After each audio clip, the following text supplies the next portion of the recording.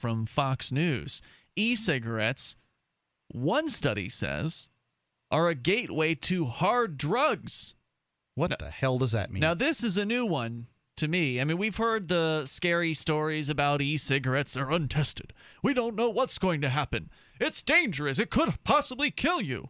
This just sounds like a bunch of ONDCP crap. We've heard the stories about these e-cigarettes, but the reality that's in front of me is that my friends, the people that I know in my life who are using e-cigarettes, they're happier. Their lives are improved. They feel healthier. They don't. Yes. They're not inhaling smoke into their lungs all day I hear it long. over and over again that they're healthy. They feel healthier. Yeah. And so, and I think there's a good argument for it. Right. I'm not a health expert or anything like that. I have not done studies on these things. I don't, I can't say for sure that these things are healthier, but it sure as hell seems like it. How could it not be better for you to inhale vapor versus combusted plant material? Seems like night and day difference. But nonetheless, the prohibitionist types out there who just hate all things of chemical delivery, like anything related to anything that delivers something that could affect your mental faculties, could affect how you interpret, your life, how you interpret the signals coming into your brain, or anything that looks like it, apparently, because that's pretty much what e-cigarettes are about. Anything that could affect you, there are people who do not want you to do it, and so they come up with all kinds of ridiculous claims. This story from FoxNews.com. Well, that doesn't surprise me. Like conventional cigarettes, electronic cigarettes may function as a gateway drug that can prime the brain to be more receptive to harder drugs, said some U.S. researchers on Wednesday. The findings, published in the New England Journal of Medicine, add to the debate about the risks and benefits of electronic cigarettes. The increasingly popular devices deliver nicotine directly without burning tobacco. Co-author Eric Kandel of Columbia University said in a phone interview, quote, "With e-cigarettes, we get rid of the danger to the lungs and to the heart, but no one has mentioned the brain," he says. Going on, one of his co-founders or co-authors says that in the laboratory studies, researchers showed that, quote, "once mice and rats are on nicotine, they are more addicted to cocaine after being introduced to that drug." Okay, so if the argument is that cigarettes harm you on 3 fronts and e-cigarettes harm you on 1 front, what does your study prove? I mean, I just don't know. Look, so first you have to also prove a few other things. That people that smoke are worse off, and it seems like it's pretty obvious from this first statement that they're not. They're better off. Wait, you mean the people that vape? People that smoked vape are better off. Smoked moving to vaping. Okay. Smokers that have moved to vaping are better off. Yes. Also, you have to prove that young people who choose to vape would not otherwise have smoked. Right? Mm-hmm. So you have to say that somehow vaping is cooler, better, whatever than smoking, and that the young people that are significant percentage, because you have to offset the benefit to the smokers. And you have to offset the benefit to the people that would have smoked that choose to vape instead, in order to, say that these people who would not have smoked but choose to vape are somehow being harmed terribly. But are they making an argument here? I mean, they're saying that if you get they're making an argument. Yes, the mice and the rats on nicotine, they'll be more likely to be addicted to cocaine. They're more addicted, they say, to cocaine after being introduced that drug. This, according to Dr. Aruni Bhatnagar of the University of Louisville, who was not involved in the study, but chaired a 10-member American Heart Association panel on the impact of e-cigarettes. That was true even when the mice received nicotine without burning tobacco, said Kandel, a Nobel laureate for his work on memory.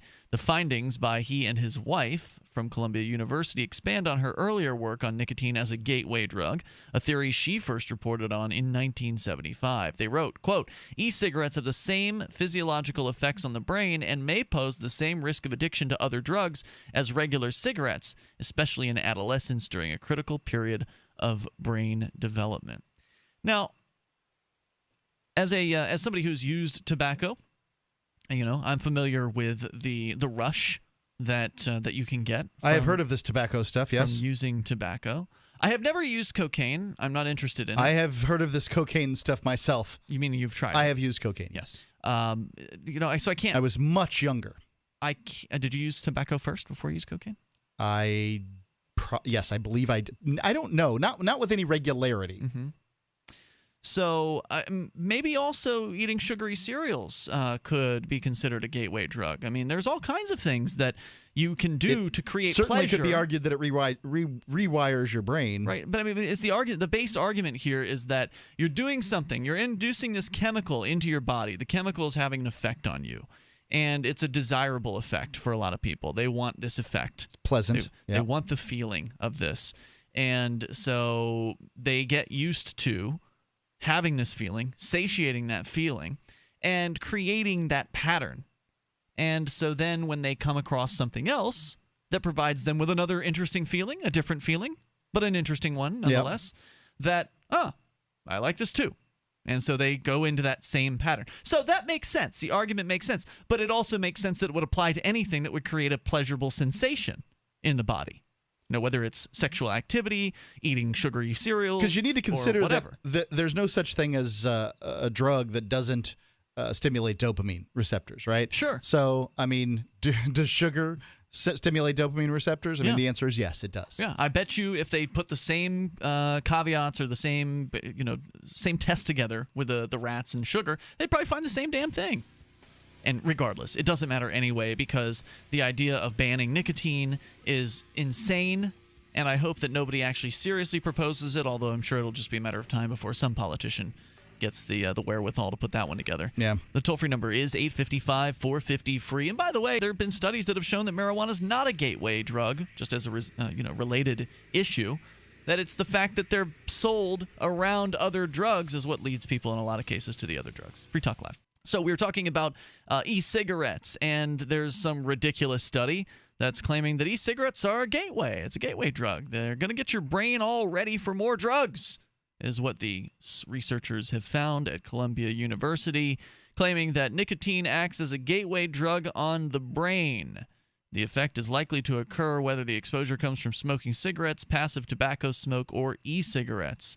They go on to talk about the e-cigarette business, now $3 billion a year business with 460-plus brands that include candy flavoring and are increasingly popular among children, according to the World Health Organization. You are actually sometimes seen, Mark, on camera using an e-cigarette-like device. However, you are not actually using nicotine, correct? That's true. I have a vaporizer that's got like essential oils in it or something like that. I just find it interesting. It's just something to fiddle around with. Something to fixate on, have in your mouth. It's what do they call that? Oral stimuli. Oral fixation. Oral fixation, yeah. So I think that this particular study is ridiculous, and if we hear more of what this, they say may or may not be true. It doesn't. I don't care. What they need to prove is that somehow it's worse on society or whatever, worse for a person. They got nothing, and they got nothing on that. So the claim is that it rewires your brain to make you more readily available, more susceptible to harder drugs. So if that's a gateway, maybe okay. Now, I thought that the gateway drug argument was it's illegal, so therefore, you're willing to once you break the seal on doing illegal activities, why not just do all the illegal activities? Is the idea, and okay, so it rewires your brain, but you have to be able to prove a couple of things, which is that it's that e-cigarettes are somehow more dangerous for you than regular cigarettes, so therefore it's been bad for the smokers to switch to e-cigarettes, and I think that few people would make that claim. You would also have to prove that the young people that are using e-cigarettes, because there's bound to be two, that they wouldn't have otherwise picked up cigarettes themselves, so the e-cigarettes didn't prevent them from doing that. And so we're just talking about the young people that would have picked up e-cigarettes that would not have picked up regular cigarettes, having their brains rewired. Because they claim that regular cigarettes rewire your brain for addiction too. They're saying it's the nicotine. Yeah.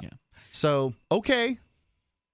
So a little bit more here from the story. One of the folks involved in the article, Mr. Bhatnagar, said the findings strengthen the case for regulation of e-cigarettes by the U.S. Food and Drug Administration. I think they strengthened the case, but the case was really flimsy anyway. So, you've got a flimsy, crappy case and you've given it one drywall screw. Congratulations. If we don't have strict laws on youth access. Now we know that the scientist has a strong agenda. Well, in this case, this is Bhatnagar, who was not involved in the actual study, but he is a busybody, apparently. Anyway, going on, he says, if we don't have strict laws on youth access and marketing for e-cigarettes, we may fuel an entire new generation of people on nicotine, and that will be a gateway drug for the use of other drugs, says Bhatnagar. Well, what about alcohol? Does alcohol do the same thing? If you probably start using alcohol, does that make you more likely to find cocaine enjoyable? In fact, do people, Mark? I've never used cocaine. Do people do the two of those drugs together commonly? I don't. I would imagine yes. The answer is yes. I mean, I wasn't real plugged into a cocaine community when I was 17 years old. Weren't you slinging it back then? No, I never sold it. Oh, wow. Okay. That's interesting. I didn't know that about you. Wanted to.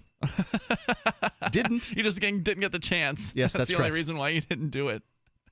So, yeah, there you go. The guy I knew that was selling it was making a lot of money doing it. Free Talk Live, 7 nights a week from 7 to 10 Eastern, live on the Liberty Radio Network at LRN.FM.